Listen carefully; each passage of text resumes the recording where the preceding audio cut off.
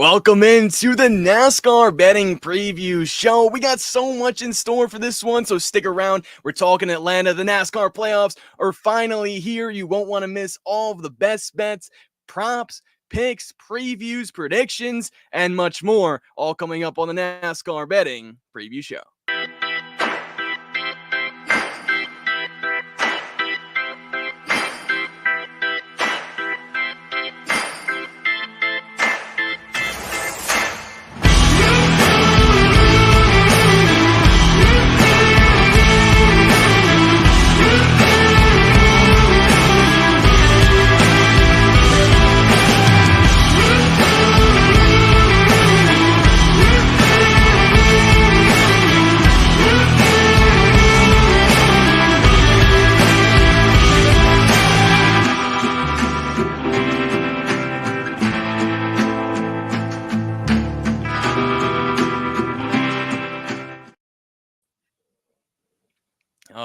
All right. It is time. The NASCAR playoffs are finally here. Thanks for everyone for tuning in to the NASCAR Betting Preview Show. And before we get underway here, got to give a special thank you to Derek Yoder for letting me take over the reins for the show for the next 10 weeks of the NASCAR playoffs. Appreciate him and Seth at IBT Media for allowing us to come together each and every week for this special show, special program, special time to give out our picks. Joined now by Phil and Ryan. Phil, we'll start with you. How you doing before we get into this rapid fire here? How was the Darlington for you last week? Well, yeah, and I just want to echo you're saying, special shout out, Derek. I know he had some tweets out today, kind of stepping away from the show. So obviously we appreciate everything he's done. And looking back at Darlington, had a blast watching it after I had a chance to get the kids down and crack some beers. Good ending to that race. My betting card was dog shit at the end when the smoke cleared, but I had too much fun kind of watching it all play out. Found myself rooting for Kyle at the end. I don't, just out of nowhere. I didn't have much riding on him, but when the dust settled, I was happy for Briscoe. So it was a really entertaining end to that race. So it was one of those deals where I was just happy to be a fan, even though the betting card didn't play out. For sure. Ryan, how about you? Everyone that win the race, were you guys as locked in on Chase Briscoe as everyone wished they would have been? No, we were not. I mean, it was one of those races where, like Phil said it best, betting card is looking great with 50 to go or whatever it was when Hocevar brings out the first caution. And then it's like, like now is this when it's going to start? And of course it did. It just steamrolled out of control. Next thing I know, the betting card's just a big loser. The only Briscoe bet I had was for him to win a group at like 2-1. Luckily, Greg gave it out in the Win the Race Discord. Chase Briscoe was 7.5-1 to win another group on Caesars. And of course, he beat all them. So that kind of saved the card there for Greg and for a lot of the Win the Race people.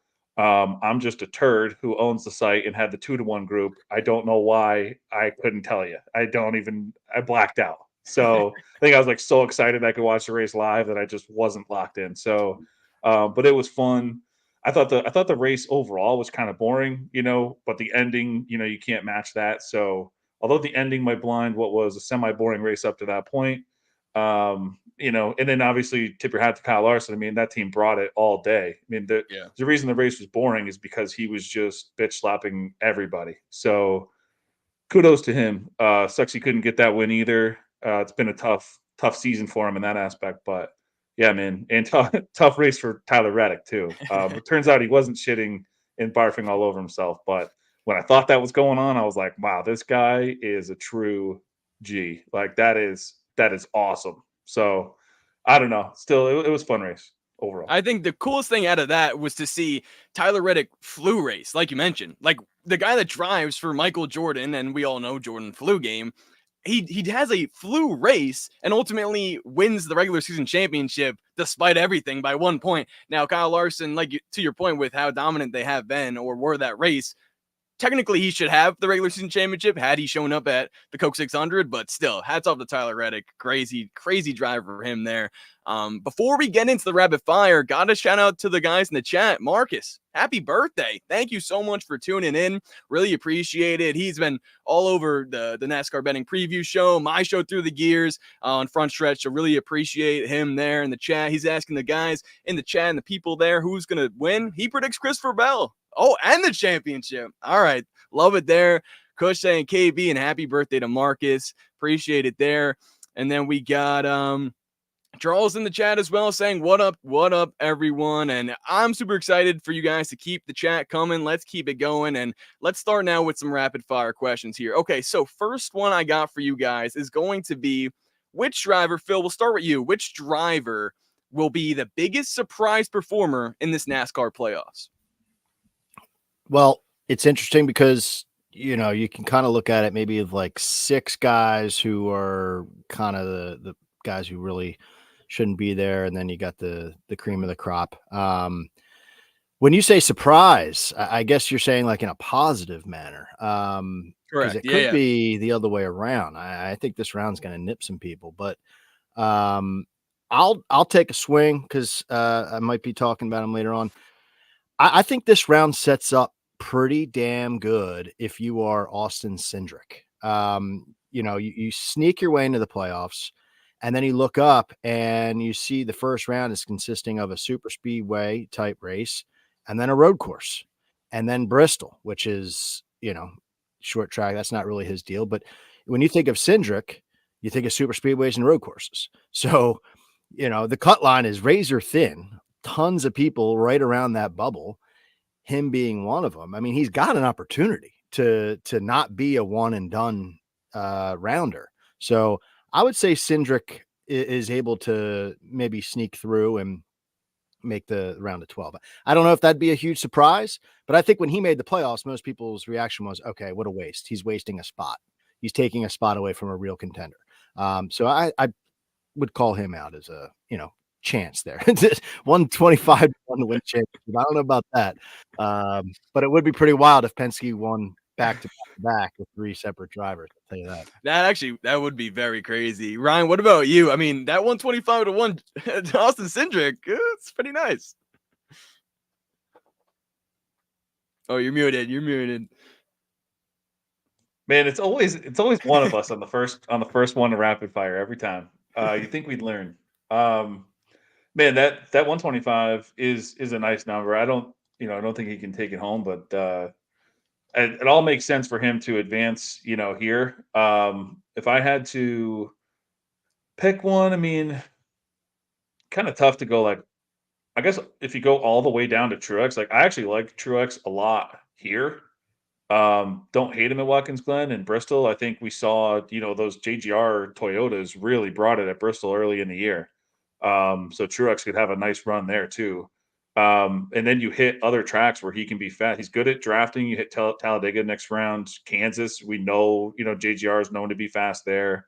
Then you get the Roval, which is kind of a twist. But I think Truex, you know, could make a little run. I also like Keselowski a lot here. I was surprised in my pre-practice and qualifying rings. Kes came out first this week, and I just kind of blindly put all my stuff in there and then waited out and spit him out first, which was a little. I expected him to be good, but I didn't expect him to be first. I don't really like him at Watkins Glen, but he was awesome at Bristol too. So, you know, if he could gain a lot of ground here, I think Brad could. I think it'd be a cool story too. Brad could make a good run here. For sure. If I had to choose one driver to make a deep playoff run, I think I'd have to go. That would be a surprise, that is, as well. Probably Ty Gibbs. I think Ty Gibbs is a driver where he's been consistent, but consistently quiet in terms of his top 10 finishes and average, you know, running position. But I believe this first round, he could get his first win. Watkins Glen would be the biggest one. I could see it happening. There's a lot of tire fall off potentially going to be happening there with the new tire they're bringing. He excelled on Bristol when they had that. And then we go back to Bristol as well in this first round. Then we also see the Roval, like you mentioned, in the second round there.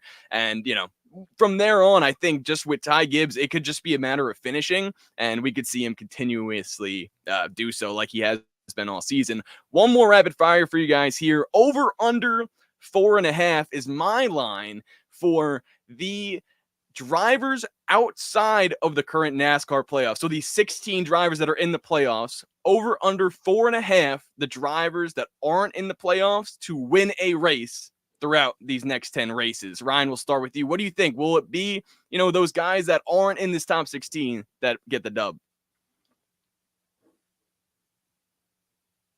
Oh, so you're saying, again. That's so the your question, second penalty. Dude, I got some caffeine right here. I'm gonna start pounding it. The kids swimming tonight just wore me out. And I ate way too many slices of pizza. But so you're saying over or under 4.5 drivers winning a race that are outside of the playoff 16? Correct. Yeah. For the rest of the year? Yes.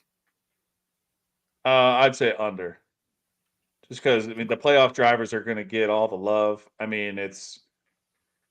We do have 2 drafting races, yes, but a lot of these playoff drivers are set here to crush the rest of the way. I just think they're very strong, and they're at the top of this list for a reason. So, yeah, I'll say less than 4.5 outside the playoff guys. Okay, Phil, what are you thinking?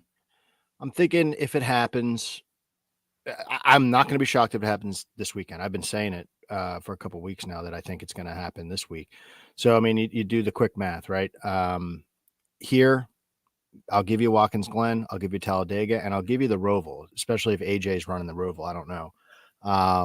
But that gets you even to 4. SVG, yeah, the 16 car at the Roval. I can't get to 5. That's my problem. 50% of the playoffs. I think the cream's going to rise to the top. These guys are going to be pushed, especially the later rounds. We see this. So I'll go under 4.5. I think the line is serviceable. 3.5, I think I'd be a little bit more hard pressed. For sure. I was thinking the same thing. To me, I think the biggest thing to note with who's out of the playoffs, Buescher, right? I think he's hungry and definitely going to I could see him getting a win, within this next 10, especially when we go back to Kansas. Bubba too, I feel like, especially at these super speedways, and then with having the super speedways, like you mentioned, and then SVG or AJ at these road courses coming up too. I feel like those would be my 4 that I could see. And then whoever the 5th is, but I'll go under as well. All right, guys, now that'll do it for the rapid fire. Let's get into some of the bets here in terms of the ride or fade. And what do you guys got for us here? Ryan, we'll start with you. What are you thinking for some ride or fade action? All right, so I know it's the NASCAR Betting Preview Show, but sometimes we got to come on here and just tell the truth. And that is me. I don't have a single bet yet this week. I have a ton of reasons why. Maybe instead of a ride or fade here, I can just talk about some things that are going on in my head and what I see and why I don't have a bet placed. So, this is valid for everything: head to heads, winners, prop bets, whatever it is. So, like, for example, next gen races, all Gen 7 races at Atlanta, there's 5 of them. So it is a smaller sample size, but we still get, this will still kind of prove my point. Denny Hamlin has ran 65% of his laps inside the top 10, second best behind only Blaney. He's got 1 top 10 to show for it.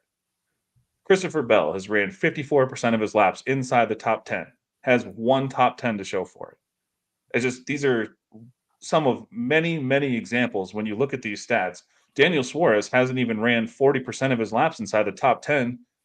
He's tied with Blaney with freaking 4 top 10s in his 5 starts and has 1 here. So, how do you figure this out? I don't know. I can't figure it out. So I saw someone in the chat earlier post something, very accurate. It's just like, close your eyes, throw the darts, play a little lighter, play for fun, enjoy this race. It's the kickoff of the playoffs. Have fun with it.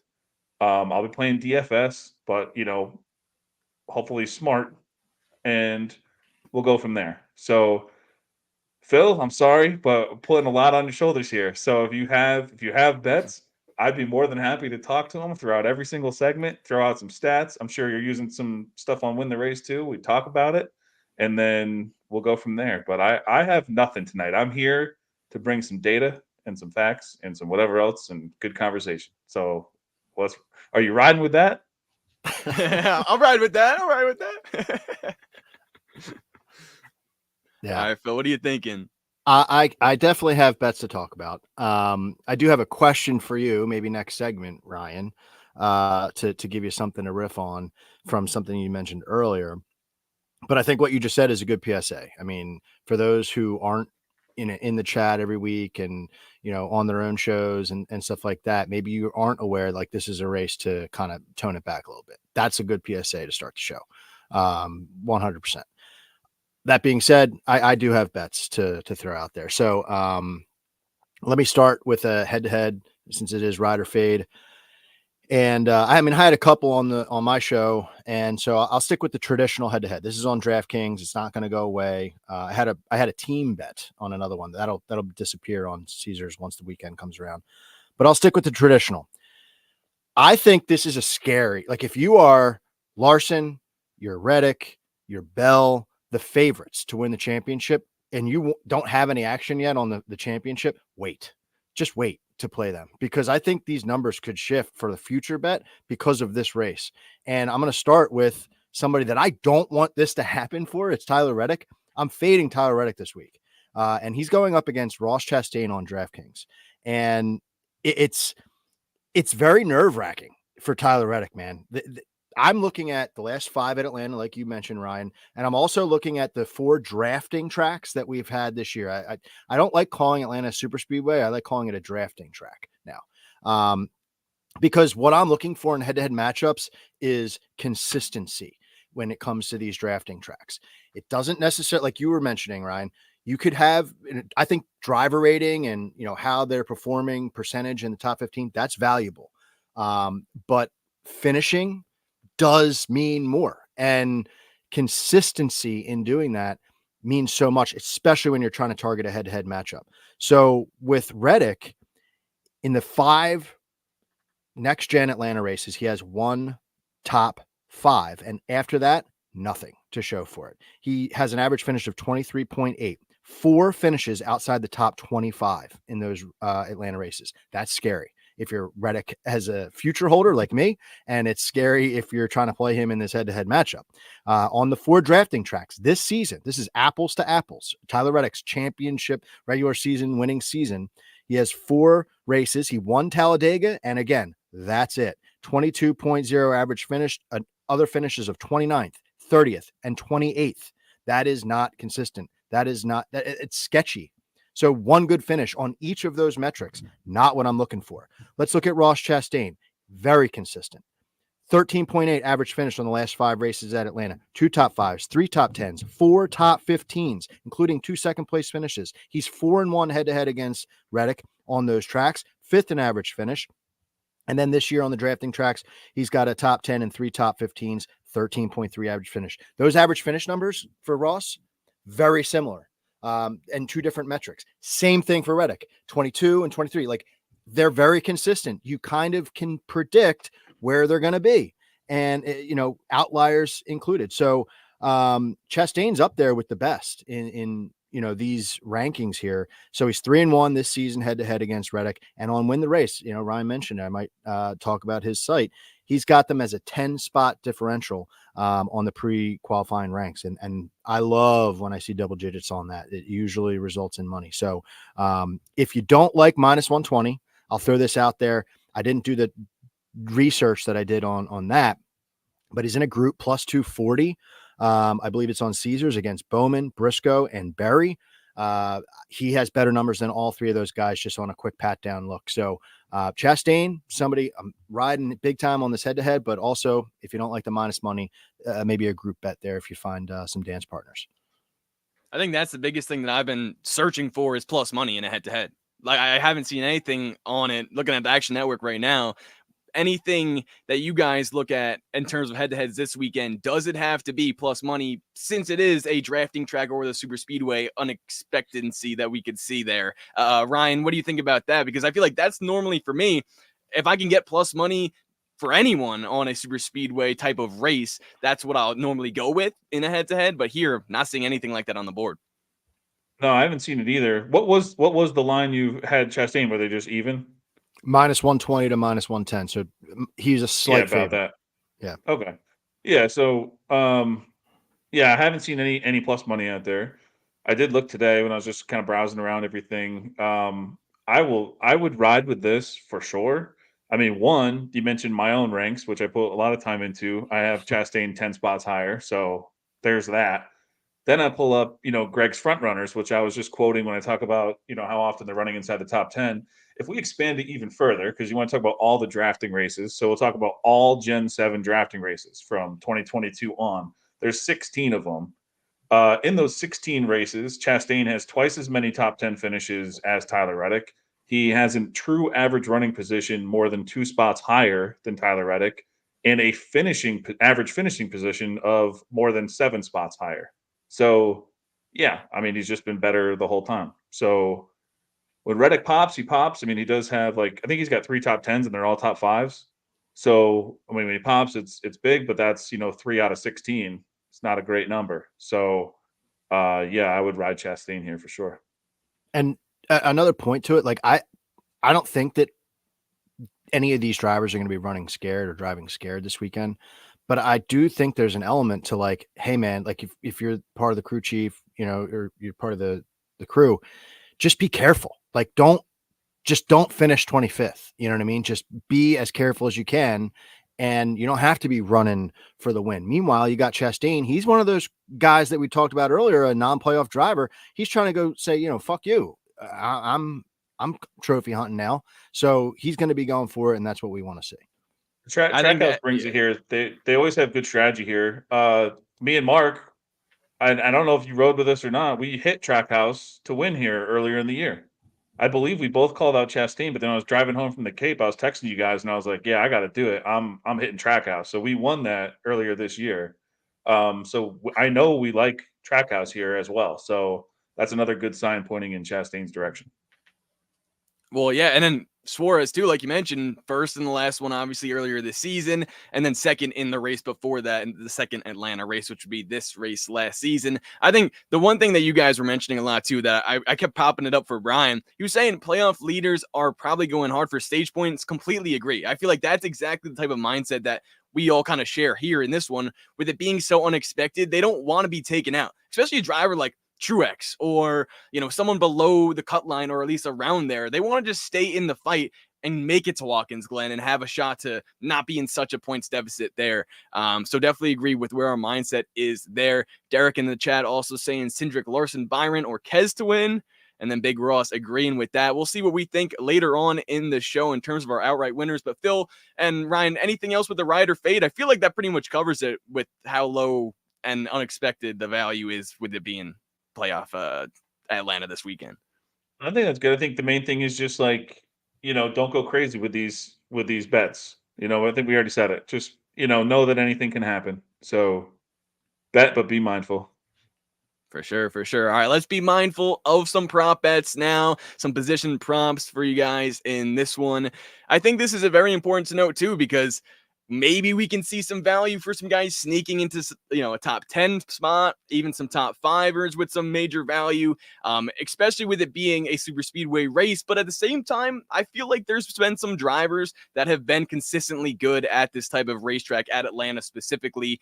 Phil, for you, have you seen any of those trends in the last few Atlanta races or in super speedways in general for the position props? Trends to kind of point me in the direction of a driver one way or the other. Yeah. So, I mean, I think the super speedways instantly go to the top 10s. That's where I can have the most fun. And they snuck in. Caesar snuck in top 20s, by the way, late in the week for Daytona a couple weeks ago. So I'm going to be keeping my eyes peeled for top 20s because that's even more fun. But I'll lay it to you guys. I got one shorter top 10. I got a medium top 10, and then I got an outlandish top 10. So pick your poison. What do you want me to go with here? Start with the outlandish top 10. Let's get a little freaky. I figured. All right. Yeah. Turn it up. Please. I'd like to keep track of how many people drop off once I say the name of this driver. All right, we're at 24 right now. This guy's a fucking idiot. All right.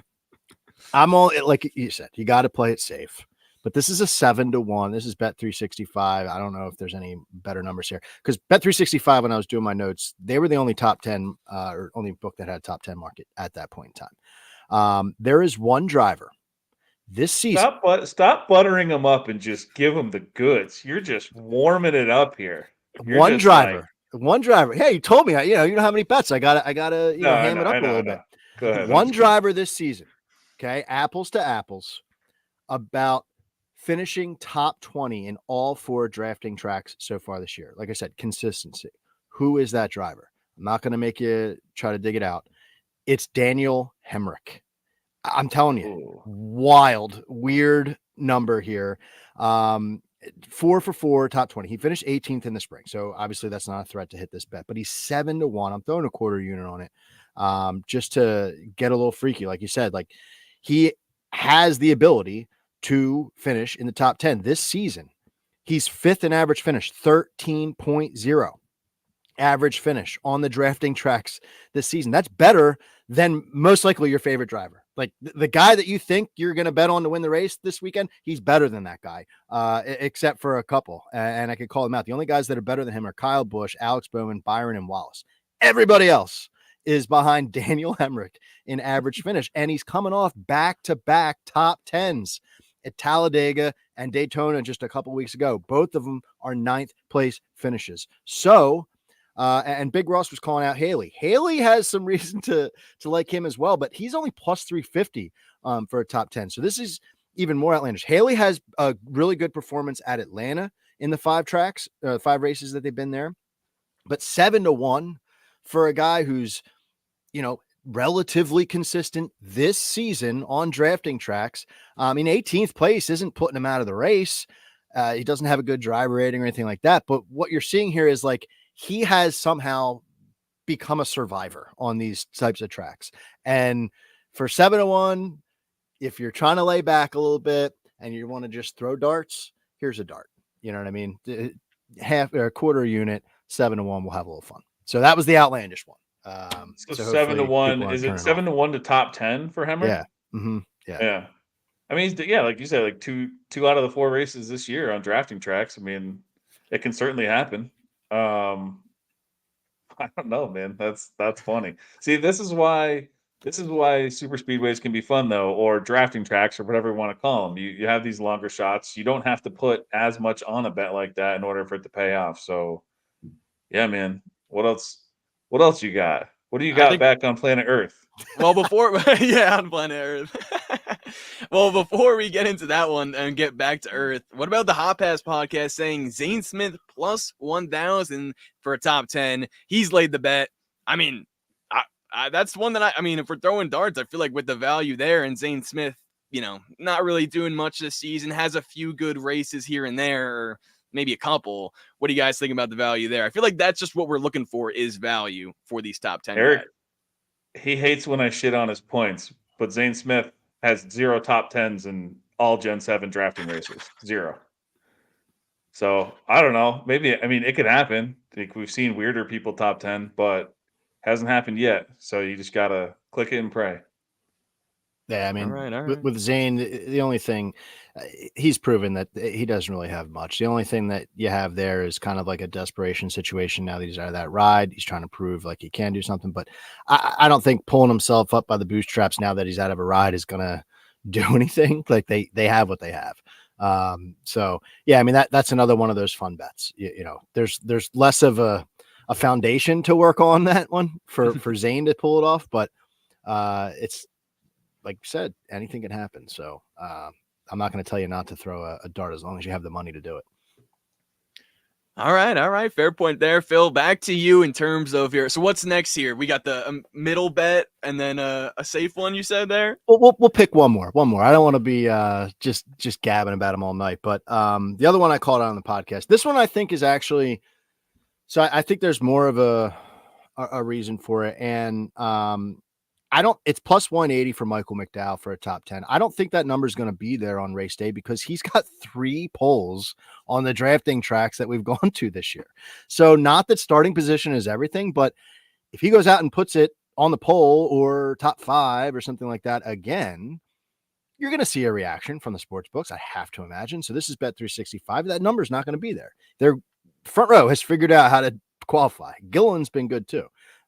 So that is where we're going with it. And the 5 Atlanta tracks, I'm seeing improvement. It's kind of weird.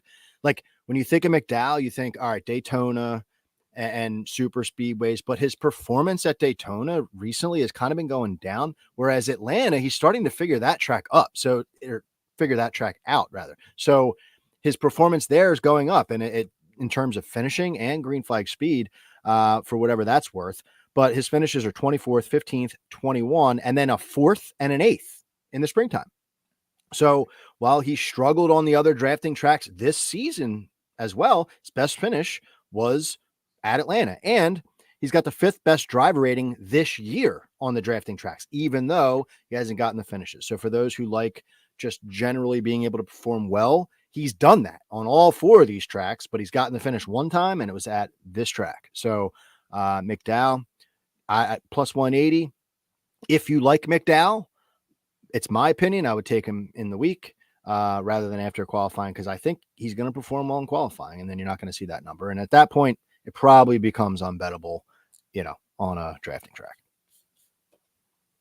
Yeah, he was one I was surprised when my pre-practice qualifying ranks spit back out. He was 11th, so he's like right there, and I didn't expect that. I thought he'd be further down the list. Like their true average running position at Atlanta in the Gen 7, he's probably like, I don't know, 12th or 13th. So I guess he's like right there. Yeah, plus 180. That's not bad. And like you said, the qualifying should only help. I don't see why all of a sudden in this package they just bring a slow car for qualifying. It's like him and Gilliland have been fast. That team just has hit on something for qualifying. So probably an easier track too to kind of block and stay out front if you make it up there. Like we've seen, like Logano, just an absolute pro at it.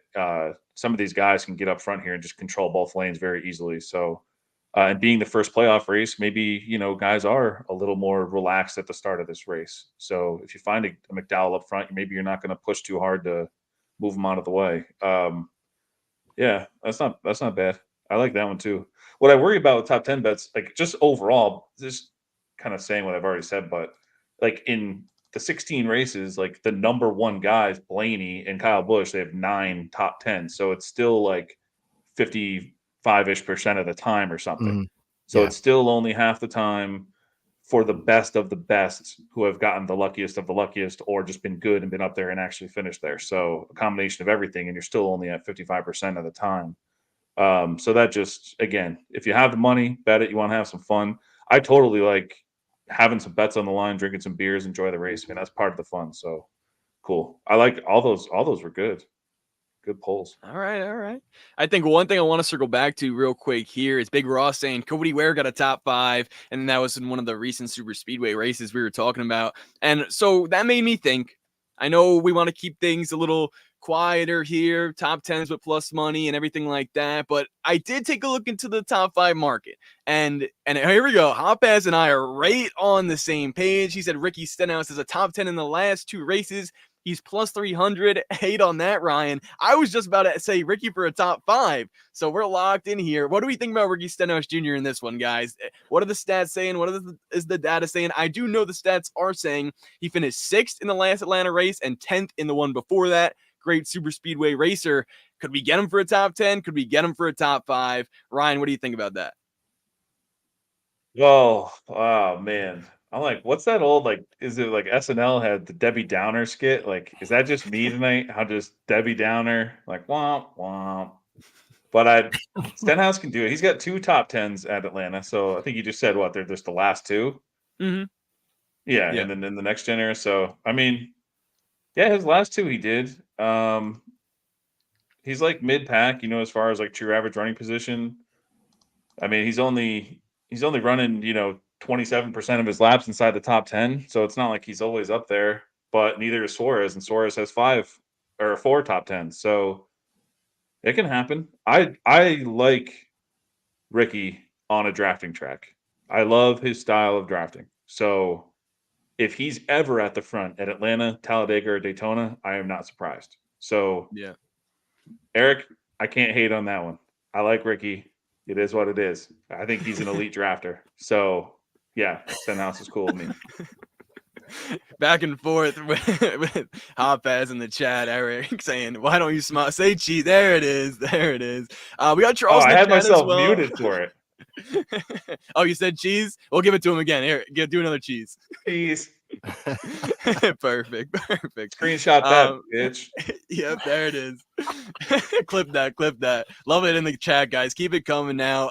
Charles in the chat, though, he's got a question for us. KB Tom Chevy at plus 450, and this is one that I'm at the point with Kyle Busch now at super speedways where he's been there, like at least this season specifically, been there. Didn't expect, like I bet on him in Daytona, but I kind of was just out of the heart, right? Like he knew he needed to win, and he went out and almost did it. Then follows it up with a second place at Darlington. Is this team just hot, or is Kyle Busch, was he just trying to drive the wheels off that thing to make it to the playoffs? The only thing I'm scared about in betting Kyle Busch for Top Chevy here at plus 450 is the fact that, like, he has been that already this season multiple times at super speedways. So to me, I feel like whenever I try to find the trends like that, they go away. So Phil, what do you think about this? Charles saying KB Top Chevy at plus 450. What do you think? So I'm a big Kyle Busch fan this weekend, for a variety of different reasons. I mean, when we talk about non-playoff drivers, like he's who comes to mind. Before we thought he had a chance to win Daytona Darlington, a couple laps, I was thinking like he was going to be my pick for Atlanta, no matter what. And then I was like, oh my God, he might actually be a playoff driver.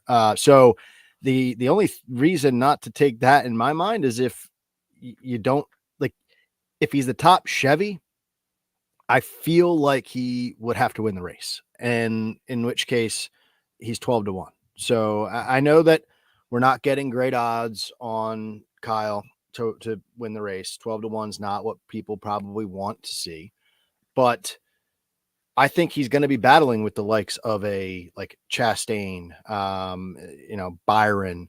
And so those are the guys who are going to be battling up front, with an addition to Blaney. Right. But I'm of the mindset, like I've already played him 12-1 because I believe in him this weekend. I think, and it would be absolutely ridiculous if he has just gone on this tear, just missed 2 weeks in a row, and then he wins the first race of the regular season. I compared it to Lane Riggs. Like Lane Riggs was at a track to end the regular season in the trucks, comes up just short, and then goes to another track where he's good and wins the first week of the playoffs. Like, what a gut punch while you're celebrating, to realize like you could be in the next round. So I that's the only thing there. But yeah, I mean, I think Kyle I don't think it's they threw everything at the wall to try to make the playoffs. I think that they're trying to build something for next year. They need to cling to something. So yeah, he's very much on my radar this weekend. I will also say, going off that, RCR's speed after the Olympic break has just simply been there. Like we saw Austin Dillon at Richmond. He was the fastest car that entire night. He was able to, before he did his whole shenanigans at the end, he did deserve to win that race based off speed. Then, like you said, Kyle Busch at Daytona. Kyle Busch also at Michigan, and Austin Dillon, I believe, was around the top 10 to 15 that race too. So I think one thing that's important to note is, like, just RCR speed post Olympic break has been tremendously better than we've seen all season long. Can they continue that in the playoffs with both drivers out? I'd like to think so, with the Phil's mindset of they need to cling to something to sort of have just positive vibes going into the next season, because the way their season had started was just atrocious. So now I think it's time to get to the outright bets in this one. This is what the people's been waiting for. We're throwing darts like you guys mentioned, but who has the most value in this one? Who can we capitalize in terms of picking an outright winner, if anyone, that we're willing to do so earlier in the week? Since Ryan, you said you didn't have any bets yet, Phil, we'll start with you here. Who are you thinking to get to victory lane in this one? Well, let me throw something back at Ryan, because I heard him say something earlier, and I'm anxious. I also saw somebody else mention this driver in the chat. I can't believe in Martin Truex Jr. This week, but I know that he's showing up on people's stats, and I know you mentioned him, that you think that he's going to do well here. I don't know why. Like, it's almost like I'm seeing him in the data and I'm just like ignoring him. I'm blocking him out because I just simply don't believe him. So explain to me, like, help me, guide me to the Martin Truex Jr. mindset here. Well, I think, like, and it's rightfully so, because you have to survive here, but I think you are very, like, finishing position driven, and he doesn't get the finishes. He hasn't. Even on, I mean, we take drafting tracks out and we just look at this year. The man just doesn't get the finishes, finds a way to shit the bed. It's awful. But if you just look at how he's been running on, in Gen 7 at Atlanta, he's ran almost half his laps inside the top 10, meaning he's always kind of right there, which puts his true average running position behind only Hamlin, Blaney, Elliott, Byron, Cindric, and then it's Truex. So he's ahead of Kez, Logano, Bell, Larson, all the big names. I think that's a lot right there. I mean, he's running up front, so just the right things happen. Gets pushed in the right line or anything like that, or just makes the right move at some time, he could find his way to the front. The other thing about him is, just the odds. So a lot of the odds are very slim this week. And I think right now, like according to Action Network, at least, I don't have every book loaded in here, but there's like 26 to 1s out there. Probably better if you can search it around. So I do think that's part of the allure as well. Is like if you're throwing darts, you probably want to be 20 to 1 or longer, if you're throwing them right now. Going back to Kyle Busch is like, do you want to bet him now, or do you want to hope that he qualifies in the middle of the pack and maybe he's 16 to 1, 18 to 1, something like that? Because one thing that happened here is we had 2 Atlanta races 3 and 4 years ago where, well, I guess just the third and fourth race ago, we had pole sitters win the race. Then the last 2 times we've had the 18th place winner or 18th place starter win the race and 23rd or so place starter win the race. But what those 2 pole sitters that won the race are going to do is whoever wins the pole, that number's going to be pretty juiced. Like they're going to drive, it's going to drive that number way down and create value across the board. And now we know, due to the last 2 races, that we don't necessarily need to target the pole sitter. You can target someone starting in the middle of the pack and they can win the race. So I don't know if it's just because these guys have become more comfortable with this track. It was still newer back then. So they kind of just rode around. Now, like we saw a little bit of 3 wide action, stuff like that. So maybe they're trying some more things, finding new lanes. But yeah, I don't know. I think if you're betting early, I want to be 20 to 1 or longer. And on those other guys, I just want to wait. And if I like a guy, hopefully he qualifies poorly and I take him anyways because I don't think it matters. Mm-hmm.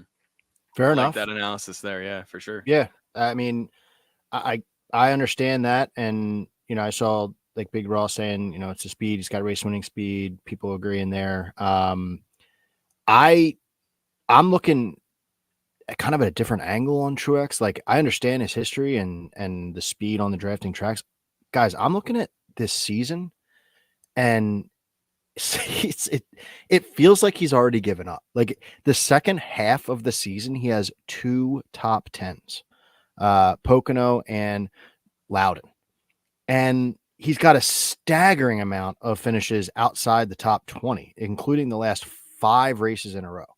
And I know that's not including his final year, and he snuck into the playoffs. Though, like there is no, it seems like because his finishes have sucked, but there is no give up here at all. Like this dude is in his final year and made the playoffs. I mean, there is no give up. Like, well, he's gonna go hard. I haven't seen the race winning speed though. That like in the chat, Big Ross saying he's had race winning speed. I just haven't seen that at all. Michigan was a race he could have won, should have won, and he just kind of blew it. I felt like with the long run, Tyler Reddick just drove right past him. So I don't know if Truex really has the speed that we think he does still. Yeah, he might have been referring but luckily to like here you don't need it. Yeah. Oh, well, I guess that's true at Atlanta. It's just, I don't know. He makes me nervous. So I guess that's why I'm a little hesitant. But I mean, I appreciate that breakdown and,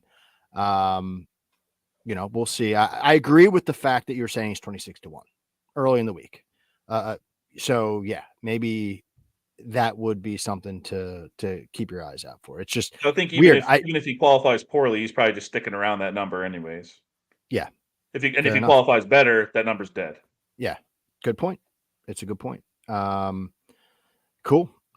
Well, yeah, I mean, for an outright, I'll just do it quickly. And then I have a different type of bet to throw your guys' way. But I mentioned this guy earlier.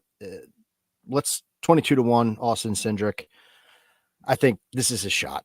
Like this is a shot. Looking at the stats, it's pretty wild how good enough he's been to maybe sneak something by someone here. FanDuel has him at 22-1. I mean, he's playing with house money. I think they have to feel that way after getting that miracle. And he's 6 in average finish in the last 5 races in Atlanta, 12.4. That includes 2 top 5 finishes, and he's 4 for 4 finishing inside the top 15.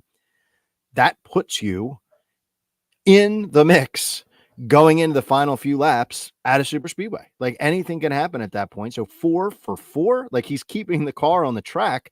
And he has a knack for doing it, or excuse me, 4 for 5, my bad. So he's keeping the car on the track. He finished 4th in the spring. It seems like he's always up there with Logano and Blaney, and he's always the one kind of leading those guys. Like, and in times I'm betting Blaney and I'm like, God damn it, just like Blaney, make a move. But he's there and he's 8th in driver rating. Then you look at the drafting tracks this season, 3rd in driver rating. And he hasn't been getting the finishes, so I can't tell you that story. That narrative's not really there. But he has 1 top 15 on the drafting tracks, and it was at Atlanta. So not bad. And his starting positions on the drafting tracks, very good. 6.8 for whatever that means to you. As far as like losing the opportunity to get a number, if he does qualify top 5, then 22-1 is not going to be there on a guy who, I've been talking about him to be a player, maybe to sneak into the next round. So this is all eggs, one basket for the 2 car, and we'll see what they can do with it. So 22-1, I'd like to be celebrating with them if they actually pull it off. This one I absolutely love. If people remember that I don't even think I was winning the race back then. I was just posting shit on Twitter, and we hit Cindric in his Daytona win. Big fan of him drafting. And so what's silly is, like, I know Kyle Busch is awesome, but Austin Cindric equally as awesome on drafters this year. They're the only 2 that have ran over 60% of their laps inside the top 10. But one is 12-1, and the other is a Penske playoff driver at 22-1, with arguably the 2 best drafters working with him. And even if you go outside of that, you get another Ford and Brad, one of the best pushers of all time in these races. People can argue that too, because I know he's pushed people a little too hard at times. But I mean, come on, like that number. This is exactly what I'm talking about as far as taking a number early, 22-1. And if you look at the average starts, I believe, or average starting position, let me pull that up real quick. Yeah, Cindric has the 4th best average starting position at all Gen 7 Atlanta races. So that 22-1, if history is going to repeat itself again, that number's gone after qualifying. So great number, great drafter. If Kyle Busch is 12-1, I don't know how Cindric's 22-1. It's crazy. Yeah. I think the other thing too, like you're saying, is like he's always there right up until the final big one happens at the end. And I think that's something that I look at, is to find a driver that can make it to the end of the race. Yeah, like you said, Phil, they'll get out. He's in a wreck. The finishes aren't indicative of where he's running throughout these drafting track races. But the fact that he is aggressive enough to lead and push guys towards the front makes me high on Cindric in this one. But another driver that earlier this season, top 5 at Daytona, top 5 at Atlanta, was running strong at Talladega before an accident. Same thing with Daytona, is Bubba Wallace. Our guy HP in the chat saying, bro, Bubba is 31-1 on FanDuel. WTF? Well, I'm saying WTF too, because that Bubba, those odds for him, I love it. I like, especially he has nothing to lose now. He was very dejected for not making the playoffs, as I'm sure, same thing with Busher and those types of guys. But the fact that has that value heading into a track where finished 5th here last time? Yeah, 5th earlier this season. Phil, Ryan, we'll start with you here with Bubba. Is this a value that you take here? And does your guy HP finally have you on one? Well, what's weird with Bubba is, like, I like I liked Bubba drafting, Daytona and Talladega. Like some drivers are better at Talladega than they are at Daytona, vice versa. some, like, I think we're finding out some are like better at Daytona and Talladega and these bigger drafting tracks and aren't so hot at Atlanta. And I think that's what pulls down Bubba in all my ranks is just like I like him more at Daytona and Talladega than I do here at Atlanta, where he's ran, less than 25% of his laps inside the top 10, and he has one top 10 finish to show for all those races. So again, that's only a 5 race sample size, but even if we look at like all drafters this year, I mean, this year again, so we've only raced Atlanta once, 4 total races. He has 3 top 10s in those 4 races. So the majority of the races have been Daytona.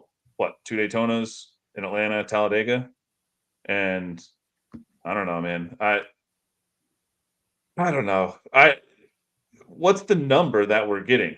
Is it for 31-1? That was on FanDuel. I'm checking out where else we could see. So we got 31-1, 22 on BetMGM. That I wouldn't go with. 31 on FanDuel, like I mentioned, 25-1 on DraftKings and Caesars, and then 22 on BetRivers. So Yeah, he hasn't started well here either. So you could either wait on that or take it, whatever you want. I mean, if he does qualify well, that number is definitely going to be gone because he can draft. Toyotas have been, they seem a little faster, drafting this year than it's not just like complete Ford dominance, although saw that at times. But yeah, if you like him, take him. I can't hate against it. 31, anything 30 or above for a guy that, has the talent like that in a fast car at a good team. Yeah, if you like it, go ahead. That's a good dart. Close your eyes. Have fun with it. all right, good dart on Bubba. Phil, anyone else you thinking about in this one? No. I think there's opportunity there with Bubba 31-1. I mean, I'm more of a coward. The super speedways, I like to play the top 10s, and he's getting plus 145 right now. That's the best number. Whereas on some books, he's minus money for a top 10, which is ridiculous. So, yeah, I would keep him in the filing cabinet, probably for post practice and qualifying, I would say. Okay. One driver I'm looking at now, probably the best odds we'll see for a Hendrick driver ever this season was 37-1 for Alex Bowman. I mean, nothing really behind that aside the fact that I'm looking at it now, see that there's potential value. And he is a guy that I also feel like, how we mentioned with Cindric, could be there at the end of these races. Oh, Bubba, look at this in the chat. Brian, shout out to Brian saying Bubba top 10 at plus 220 at BetUS. Hot Pass also saying plus 225 at Bet 365. Yeah, there we go. I think that's huge. Yeah. I think that is huge for easily. That Bubba top 10 at plus money on a drafting track, and especially plus 220, plus 225 for sure. Big Ross. I hate that there's no Bet 365 in New York. It's like I feel like every line I see that's like, oh, it's always Bet 365. I used to drive over the Commodore Barry Bridge in Philadelphia area to drive into Jersey when I saw lines like that were just too good to be true, and then drive right back. But now it's legal in PA, so I'm saving myself some gas. All right, I love it there. Guys in the chat, keep it going as we're about to round out the show. So if you have any other questions or, need some insight on a certain driver, a certain pick, you guys have, any questions or comments on, please keep commenting. We'll get to all of them before the show ends, so keep it coming. And now it's the best value time. To me, the best value I've seen just came out in the chat was Bubba for plus 225 top 10. Phil, Ryan, best values in this one. It could be something we talked about or something else. Hey, even if you got an Xfinity play, now would be the time to share it. And I didn't look at Xfinity yet, but I think like a lot of the value plays, like an old fun value play used to be like Corey LaJoy, something like that, but he was like 80 or 90 to even 100 in some books. Now he's cut in half. He's like 50-1 most places. That's what I was just looking to see, like if there's any flyers. I was looking like Justin Haley, guys like that who are good enough drafters, and with a good team of Fords, like for Justin Haley, if he could just get linked up with RFK or something up front somehow, and maybe get pushed to the front. We just saw how good he was recently, so I don't know, something like that. But I don't even think he's long enough. Like looking on Action Network, I guess you can get a 70. I don't know. I feel like taking flyers like that. Like sometimes those are a fun dart throw.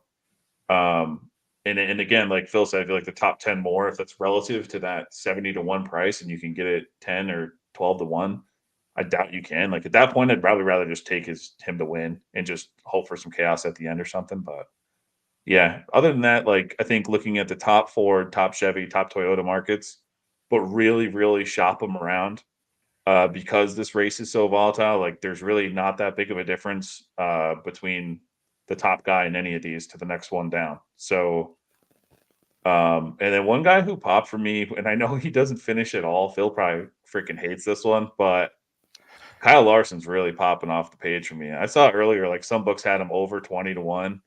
And like there's just something about it this week that's just telling me to bet Kyle Larson. And I haven't done it yet, but I know he doesn't get the finishes on these tracks, but he is always running up front. So I don't know, man. That's just like a little gut feel I have is bet Larson.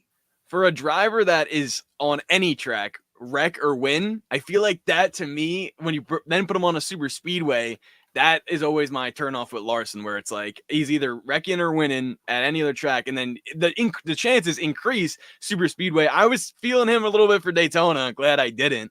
All right, so Phil, what's your reaction to the Larson there? He's right. Like he's got good driver ratings on multiple different metrics, like drafting tracks this year, drafting tracks in the next gen era, like 16 races. He's up there.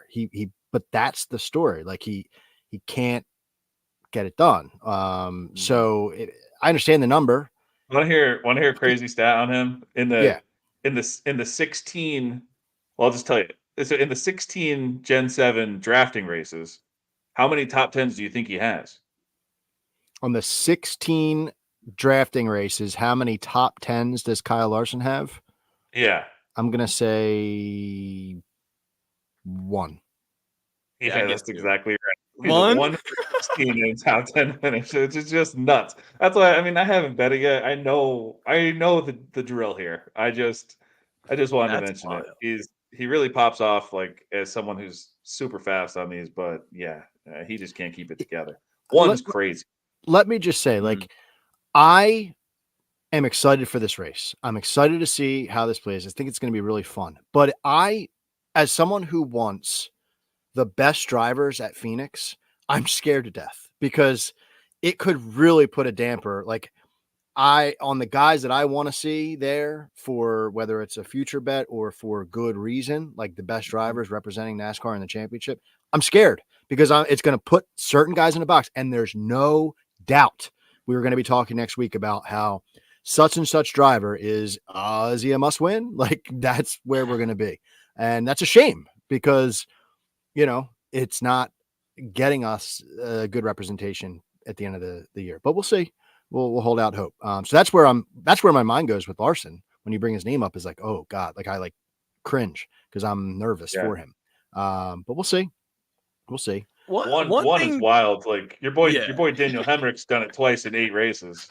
Nemechek's done it once in 4 races. I mean, it only took Nemechek 4 races to have as many top 10s in the Gen 7 era as Kyle Larson. That's freaking nutty. That's a scary point. I mean, Justin Haley has better than double average finish compared to Kyle Larson at Atlanta in the last 5 races. Like that's insane. It's just wild. But anyway, and no, Eric, Zane Smith still has 0 top 10s on drafting tracks. Still, from when you said it earlier to now, it's still 0. You got him. I think so. The one thing that I wanted to sort of mention here, and looking back at, because I know this is super speedway, I know we're throwing darts, and I don't want to. It's not that I'm, thinking differently from our current standpoint, but in looking back at the winners at Atlanta in the last 3, so yeah, it was Suarez, but you also had Blaney, Kyle Busch, Austin Cindric, and Bubba Wallace in the top 5. So that's 4 out of the 5 drivers, if we're kind of discrediting Suarez, that really are always strong at super speedways. Then William Byron, that one was also rain shortened, but still a top tier driver. And then in the third one back for Atlanta, Joey Logano, Brad Keselowski, Christopher Bell. I kind of feel like that, like I wouldn't be that shocked. I kind of feel like Atlanta is different than the other super speedways, and I could be wrong. Maybe this is the race where it goes to crazy, outlandish, wild, underdog winner. But could we think of this one as a track that, unlike Daytona and Talladega, it takes more skill to win? It takes more of being a top caliber driver like we've seen in the last 3, or should I just throw out that mindset, you guys think? I believe that. I mean, Okay, cool. I think that's one of the reasons why I kind of, have some back and forth with Derek over the years. Like, is this a super speedway? Like, that's, I guess, what I'm clinging to. And you verbalized it way better than I have, is like, we still see the favorites, even though anything can happen. That's what's holding me back of saying like Harrison Burton 80-1. Like it's less of the moonshots hitting and more of the big dogs like riding around up front than we see at these other tracks. So yeah, I mean, I think you said that really well. Sweet. All right. Well, I'm glad that we sort of rounded everything out for Atlanta in this one. It's going to be exciting. No matter what, it's going to be exciting. I do hope, like Phil mentioned, not all of the playoff contenders are knocked out. What do you got, Phil? I sorry, before you wrap up, No. I wanted to throw this out there as my best value. Oh, yeah. All right, we haven't had this yet at Atlanta in the next gen, but race to go to overtime. It was plus 325. It's now 3-1. This is usually what it's around. Like it's usually around plus 350 when we go to like regular tracks. At Daytona a couple weeks ago, I hit that at plus 175. Of course that hit. No big deal. But if this truly is a super speedway race, it hasn't happened yet, as far as I can tell, looking at the research. But I think that this is the race. This is the race where we've got these squirrely non-playoff drivers fighting for trophies. We've got guys who are trying to lock themselves in. I think this is the perfect storm for a 3-1. You can get that now. I got it at plus 325, but it's still like that number is still well beyond what we see on the super speedways. The other bet, over under 25.5 lead changes. 2 years ago, it was 48 lead changes in the spring race, and then it came down a little bit to 28. Still hits that over 25. Last year, everything was a little bit more condensed. Both of those races were low lead changes. You know what it was in the spring? 48 again. So monster. I think it's going to come down a little bit, but I still think it's over 25. And by the way, that number has already gone up from 24.5 this morning. So first, the degenerates out there who are really looking to have some fun on this race in various ways, those were some picks that I wanted to throw out there. No, I love it. Lead changes for sure.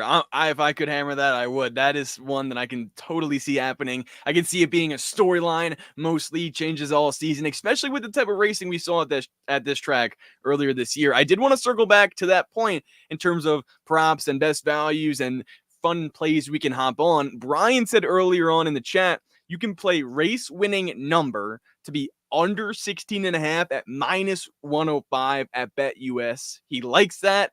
Ryan, do you agree with that? Would that be something that you would like as well as Brian? Before we get out of here, let me just turn down another one. I can't get behind it. I mean, I got Byron up here in the top 3, Truex up here in the top 6, Logano in the top 10, McDowell shortly after the top 10. I don't know, Busher. We already talked about Bubba. There's just too many unknowns. But again, like me, I'm not into betting a lot on this race. So it's like, to me, that is a complete flip of the coin. You just flip the coin. And if you want to have fun with it, by all means, I'll never knock anyone for doing that. Do it. It'd be fun. But, you're also assuming Larson in that number, who we just talked about, and some other turds. So I don't know. I just wouldn't do it myself. But if you want to do it, grab a drink and enjoy it. More power to you. Okay, all right. Hey, Brian, you're also forgetting the 3-car of Austin Dillon. I wouldn't be surprised if he smashed his way up there to get revenge. All potential front runners for sure. All right, if you guys have any last comments or questions in the chat, be sure to throw them in now. Brian saying he's with Marcus, going with Bell. I do like Bell a little, 24-1, not bad value for Christopher Bell, always around at the super speedways. Going to be difficult to get more leaders at Kansas. So, all right, guys, in the chat, we're going to wrap things up now. So if you have any more questions or comments, be sure to throw them in there now. And let's wrap things up. Phil, where can people find you at? And, and everything you got going on this weekend. Yeah, give me a follow at Full Tank Phil on Instagram. Put the race day card out there along with the podcast picks, and on Twitter as well. Talk shop, and just want to shout out again Derek, for putting his tweets out there earlier, but also the chat tonight's been on fire. This has been really fun. I know super speedway races are kind of tough to zero in on, but I feel like this past hour flew by, and credit to everyone here. So thanks, Tino, for jumping in, and Ryan. I know you didn't have any bets, but this was a really fun conversation. So great time tonight, guys. This was great. Ryan, do you have any bets now? I bet I'm gonna go upstairs and my wife's gonna be like, it's 10 after 9. I know. I'm getting out of here. But no, I love her. She won't say that shit. But I had a lot of fun. I don't have any bets, but I might. There are some things that we talked about that I really liked. Maybe I'll just do very minor sprinkles, especially on like the outrights, just to have something, because I do want, what a day too, by the way, opening day of, well, I mean, I guess technically opening day NFL's tomorrow night, but football's on all Sunday. The race is on.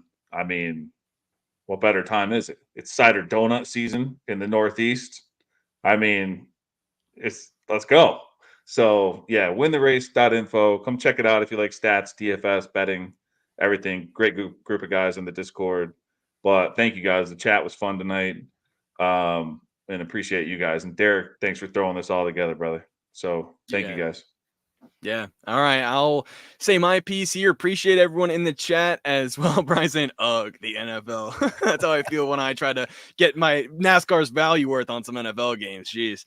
We are a little bit spoiled sometimes when it comes to NASCAR betting. But thank you again to Derek. I want to keep him up here because none of this would be possible without him. So really appreciate everything he's done for the show and he continues to do behind the scenes now. I'll be locked in as your host for the next 10 playoff races. I hope you guys do enjoy. If not, tell me what I can do better at Tino, PATTIGNO. You can find me on SiriusXM NASCAR Radio as well. I got my own NASCAR betting show on Front Stretch. It's called Through the Gears, and I'll be making some articles this weekend, posting some social content and all that good stuff as well. Once again, thank you so much to the chat. Guys, please come back next week. I mean, you guys are always awesome in the chat, but let's keep it going. I love talking super speedways. It's always fun, but I want more chat questions when it's time to go real Watkins Glen racing. We'll be at Bristol as well. I might even be there at Watkins Glen next weekend, so stay tuned for that. I'll let you guys know next week. That could be pretty fun. It is my home track. But yeah, that'll do it for the NASCAR Betting Preview Show in this one. Shout out to Derek Yoder as well. Appreciate the guys at IBT for letting us have this show and continue to have fun with it as well. If you guys have any more comments or concerns or questions or anything in between you want to let us know about your betting card, you can do so at the NASCAR Betting Preview Show on Twitter. And we'll see you guys next week.